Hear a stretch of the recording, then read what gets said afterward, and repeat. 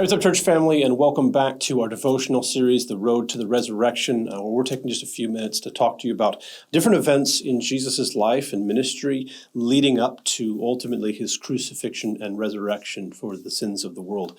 And so what I want to look at is Luke 22, starting in verse 39.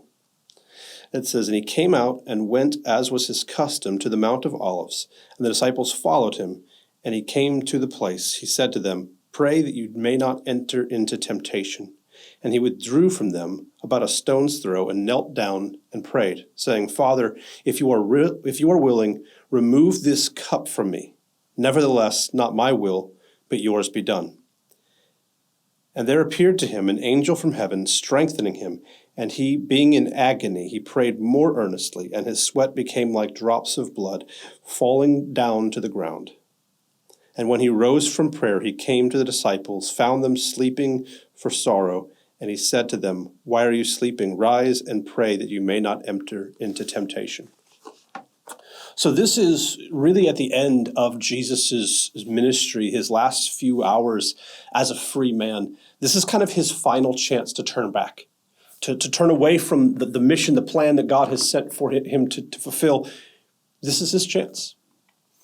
And you can see the weightiness and the humanity of Jesus as he understands the significance of what he's about to do. And so he's stressing over it. He's praying the sweat becoming like blood is a medical condition called hematodosis, where the capillaries in the forehead burst due to stress. And so Jesus is kind of is struggling with, if there's another way to do this, I don't want to go through it. Jesus, and it's not because of the physical torture, it's not because of the pain of crucifixion, is that Jesus knows the weight of what's coming. He has existed for eternity in relationship, in perfect unity and harmony with his Father. And when he goes through with this for the first time in his existence, he's going to be separated from his Father. He's going to know shame. He's going to know guilt. He's going to know the weightiness of sin because he's going to become the sacrifice for sin. He's going to take all sin upon himself, into himself, and incur the wrath of God. And that is something that he doesn't want to do. And yet, he chooses to. He had every option because there's no one that could force Jesus to do this. There's no political, military, human force that could drive his hand. If Jesus didn't want to go to the cross, he wouldn't go to the cross. You see, Jesus expresses here his desire to not go through, not experience this.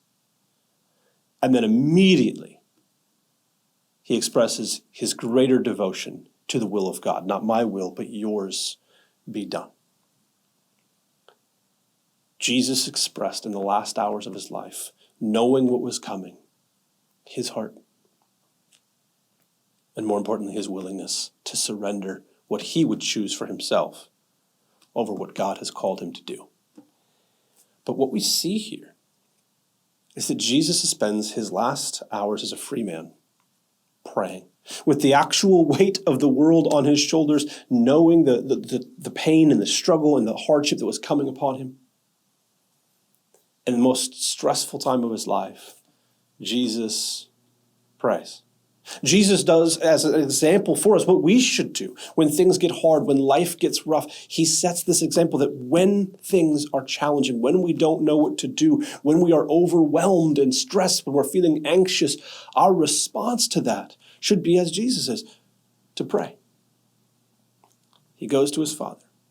He makes his request known, and then he reaffirms his commitment to the mission that he was given. And because of Jesus' devotion, because his love for us was greater than his desire to avoid this suffering for himself, Jesus goes to a cross. And what we're going to see as we move into Good Friday and Easter is the depth of his great love for us. And that he was willing not just to die, but to carry the weight of our sin. See, the road to the resurrection was not an easy road to walk, but Jesus walked it out of his unbelievable love for you and for me.